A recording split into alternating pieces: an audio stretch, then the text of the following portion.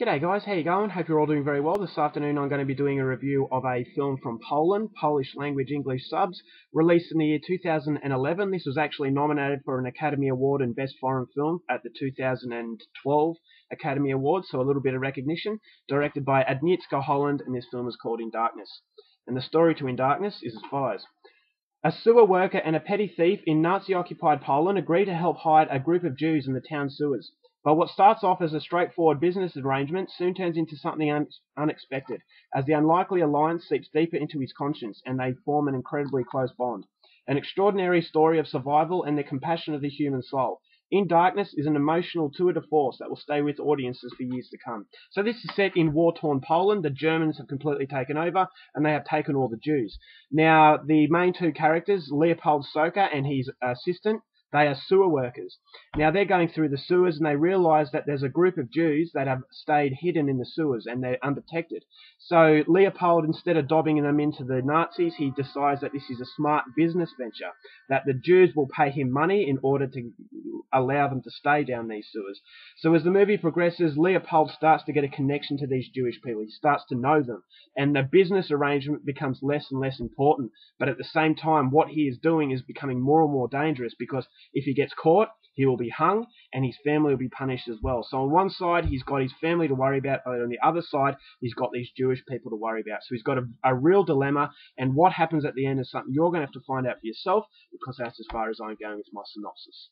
Now, my thoughts on the film. This is a very interesting Holocaust film. Now, to start off with, you're going to think, oh no, not another Holocaust film. And to some extent, you will be kind of justified in thinking that, because there are elements to the film that have been done before. You've got Leopold Soka, who's the main character, who hides these Jews. Straight away, you get a very strong resemblance towards Oskar Schindler, what he did. Kind of the bad guy is doing the good thing.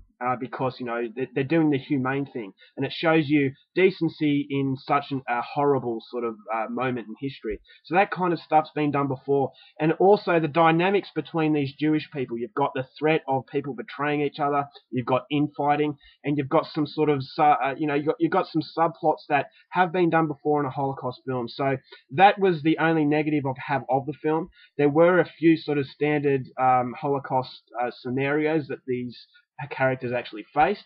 But I will say that this is probably one of the best Holocaust films I have seen, because it gives the movie a very human touch.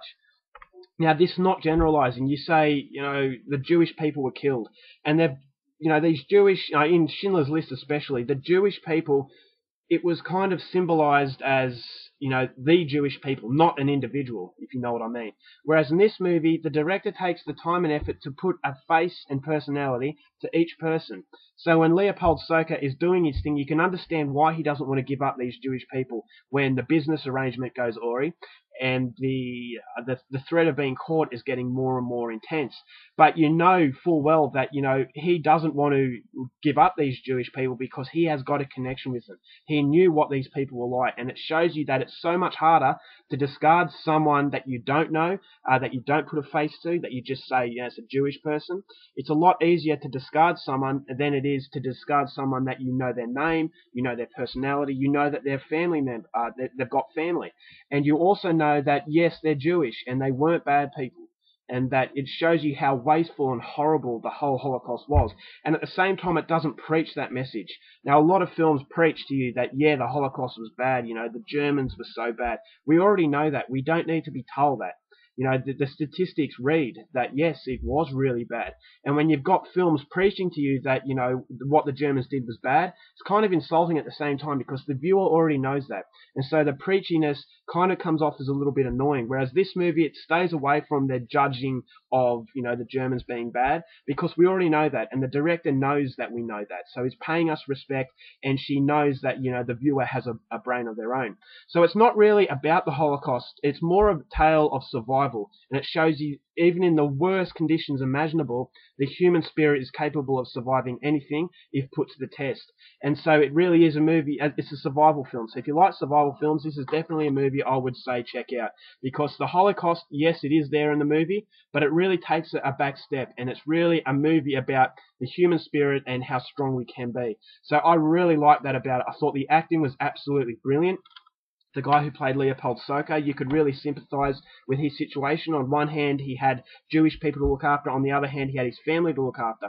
Then you've got the Germans threatening Leopold that if he's hiding anyone, they're going to kill him. And so you kind of feel the danger, and you feel that his cover could be blown at any minute.